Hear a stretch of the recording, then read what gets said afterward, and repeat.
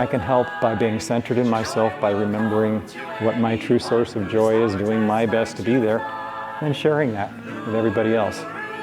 So that's why we're here. Hi, everyone.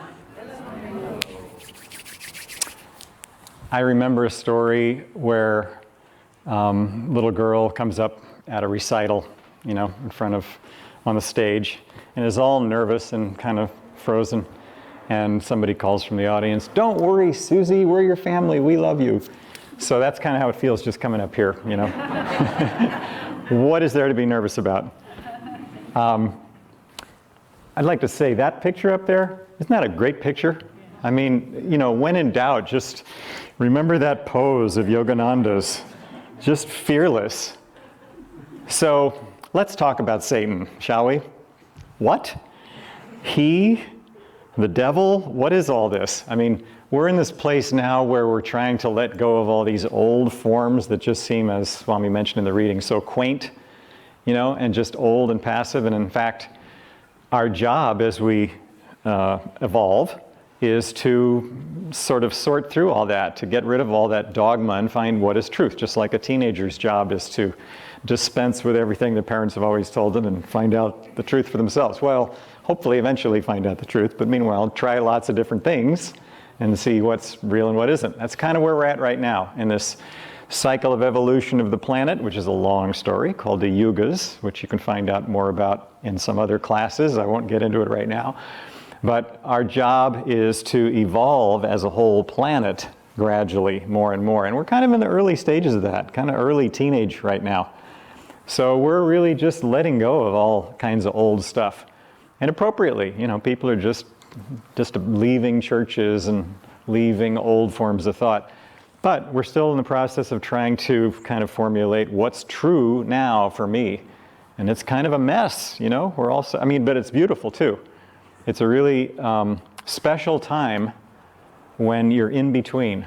You're letting go of the old, and you're not yet sure what the new is, but you're paying attention. So that's where we're at right now. God has us paying attention, hopefully. Are you awake? So, what's the devil got to do with all that? Okay, we're going to talk cosmic stuff now. I'll try to keep you awake. But when God created all this, how did he do it? Why did he do it? Well, as some say, really to ask that question isn't really appropriate because you have to be on God's level of consciousness to know what that's all about. But let's just say that for some reason it seemed like a good idea to create this world that has this kind of mix of happiness, sorrow, pain, joy. I don't like, I feel fulfilled, though I feel disappointed. What's that all about? Well, so the great masters say, and I have to quote them because, I'm not in that state of constant awareness, but I can get little glimmers of it, and that's our job too, to try to tune into that. They say that God, in a state of perfect joy, beyond all dualities, opposites, light, dark, etc., light, shadow, that God decided just for fun to create something like this. And of course, manifesting an idea and making it happen, if it's all reflecting God's perfect joy, what's it going to want to do? Merge right back into that perfect joy. He said, okay, well, got to have another angle to this then. Got to have this idea want to keep happening, keep persisting, or else it's just going to make the game over too quick. To have a game, you have to have something that kind of involves you. And so the ticket here, and we can argue about why, but no use, is that if we keep this game going, we have to imagine that it's somehow separate or different from that perfect joy. That's actually, in the cosmic sense, Om. It's vibration. Tuning fork, ding, it kind of vibrates like that. But there's this still point in the middle. It was unmoving at first, then ding, and then all of a sudden it's vibrating. But there's a still point. So that's life. That's creation. That's vibration. And in a cosmic sense, God became all that. And that's Om. Now, we have classes that talk about that. But the idea of tuning into Om when we do that is to try to get calm enough, centered enough to get back to that original vibration. Meanwhile, the job of this creation, once God sent it out, is to get ever more complex, ever more varied, ever more fascinating. And that's the other side of Om. There's fancy words for this, para-prakriti and apara-prakriti. I know you could say it better, I'm sure, but that's my best. And these are the waves of Om that take us back to the source and that take us out further into this creation. And it works. It's a great game, just billions of years and billions of infinite variations. So the trick is when we get caught up in it and start identifying with it. That's called ego. Ego is simply the soul, as Yogananda said, identified with the body, or cosmic spirit identified with some part of it. And when you identify with some part of that, that means what? You're different from the other parts. There's separateness. And you kind of have to have that to have a game. I mean, you think of all the great epic movies, or the great epic stories like the Mahabharata, more about that later. Lord of the Rings, Harry Potter, you name it. Anything that has light and dark and a villain and a hero and all these things you have to go through to get to the end, to find out, to get to the true light or the truth or true happiness or whatever it is. Why do we like that stuff so much? Because we recognize that that's our own story. And it is. We came from that light, and we somehow ended up out here, and we have this great journey that we're going on, the hero or heroine's journey. And we have to go through all these things and get back to that source. So that power that keeps the game going, that's actually from God, it's Maya, it's Om, that's directed outward. That's called Maya. That means the separator, the divider, the chopper-upper, thinking everything's separate. That is what we call Satan, or the devil. Now, we've had all these different, ways of thinking about that over the years, and I'm okay with tossing out the idea of a little guy with horns and a, pitchfork and stuff. It probably served a purpose, and that was probably maybe somebody's vision or image that they had. But what's appropriate for us right now? I heard actually a great soul at Ananda passed on recently, Naiswami Anandi, and she said in one of her talks that it's not really useful to ask, does Satan exist, so much as let's try, does suffering exist? And if we know that suffering exists for us somehow, what do we do about it? So that's what we're going to talk about now. Just kind of repeating what these guys, great masters, have said, the ones that have found God. I mean, we could ask, does God exist? But again, does love exist? Does happiness exist? We know it does. We know in our heart of hearts that's what we want. And in fact, everything we're seeking outwardly, we're doing it just like in those great stories. I think of what the lion, thinking that he's a sheep kind of thing. Or what's the other one? The Prince and the Pauper. It's just, we know somehow, we know we're better than this. Don't they know who I am? Kind of thing. Well, yeah, actually. And we know who we are. And so we're trying to get back to that. Now, what are some ways of doing that? So we find ourselves caught in this kind of seeming separateness, this delusion. But we also know that, it's okay because there is happiness in there. I do feel love for other people. And what's wrong with that? You could say it's delusion to feel affection for somebody. And none of that's delusion. It is all God's expression. The only thing that's bad, if you want to call it bad in the terms of judgment, is if it causes us suffering. Now let's look at good and bad, actually. So there's God's bliss behind it all originally, before he decided to kind of create this whole thing. And then with that comes duality, vibration, and with that comes good and bad. So good and bad are simply aspects of this level of reality, but beyond that is God's bliss. Now, all these things that we teach about in Ananda classes or any other true teaching is to try to get us back to that sense of bliss. We can carry that into our lives, and the trick, the art, the dance, the grace is to be able to feel that sense of oneness with God, with everything else in creation, and not get caught up in it. It's to overcome the ego. Now, maybe you've heard that before. What's wrong with the ego? I kind of like who I am and stuff. Okay, again, the ego is good. It's necessary. We have to have a strong, healthy ego. Ego is simply the way of kind of gathering our forces and focusing them and moving them forward, like a booster rocket. It gets us out of the heavy atmosphere of where we're stuck. But at a certain point, it becomes a drag on us. You got to jettison that booster rocket and go soaring. So the ego is our way of kind of moving forward with what we want. And then the trick is, at a certain point, we have to let it go. It's not easy. I kind of like this ego. I've been used to working with it for a long time. It's my bud. I don't want to leave it just yet. But is it causing us suffering? And by that, I mean, is over-identifying with it somehow limiting us from where we want to go? And the darn thing is, it's all directional. It's all unique. It's all individual. My forward direction can be someone else's negative direction.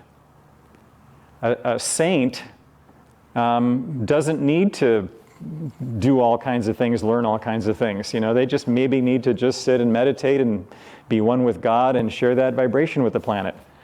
That's where they're at. And maybe their little ego identity is if they feel tired every once in a while. Okay, well, that's pretty exalted. Most of us, we have more to deal with than that. But the question is for us, I guess in every circumstance, when we think about it, what's going to bring me closer to bliss, closer to unity, closer to what my heart, soul, intuition knows is my true happiness, or what's going to take me further away from it? Now, when we're a teenager, we have to try all kinds of stuff. And it doesn't matter if it, brings us temporary pain, because we have to learn. And so do we in life. I don't know why God sent us to this classroom that takes all these incarnations, but we do have to learn. And it's just a matter of being honest. Just being honest with ourselves. Is this bringing me happiness or not? Again, it's individual. It's directional. Speaking personally, I think, have this history in my past that I can recognize of being really fussy. Maybe a fussy monk in some previous monastery where I was, writing all the things just right and really upset with other people when they didn't get all the coloring right in the lines and stuff, or something like that. And that served its purpose back then. I know it did. But it doesn't serve its purpose now, when if I get fussy about that people should do things a certain way, And the good thing is to be able to laugh about it. The unfortunate thing is when we start taking ourselves really seriously. And you can feel it, can't you? When you start getting tense, when you start being upset about what those people are doing. And who's suffering then? They're not suffering, probably. But you being tense and upset and thinking of all those things you're going to tell them and feeling that chemicals bubbling up inside and stuff, that's causing pain. That's causing grief. That's not the direction of happiness. So what we need to do is to just remind ourselves, and there's techniques, we'll talk about a few of them, as to what can bring us back. Okay, well, one thing right off the bat is that Yogananda said one of the most useful things we can do on the spiritual path, pause for effect, is to focus to the spiritual eye. Do this right now with me. Close your eyes. Take your finger and press it into the point between your eyebrows, the forehead. Just press it there, just so you can get an impression there. Okay, you can take your finger away. And that was just to be able to point that out. Keep your eyes closed. And lifting up your eyes a little bit, focus. Be conscious of that point you just pressed in. Okay, you can open your eyes now. All you're doing there is bringing your attention to what is actually the frontal lobe of the brain, but it's an energy center that kind of is a magnet that brings all of our energy up to that point when we do it. In meditation, we focus at that point in a relaxed way. We don't want to get all tense, because that's the problem we're trying to get away from.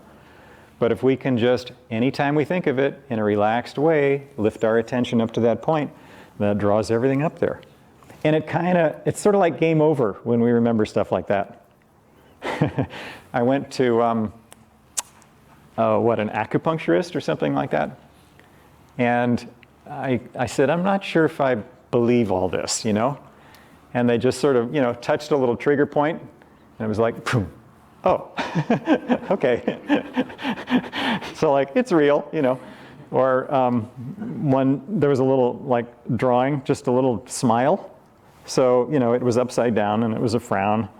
And then they turned it upside down and it was a smile. And it was just like, oh, I feel different looking at that. Okay, this stuff is real. Doesn't matter what I believe. It just matters what's true. That's really important. Okay, so where were we? We're talking about this.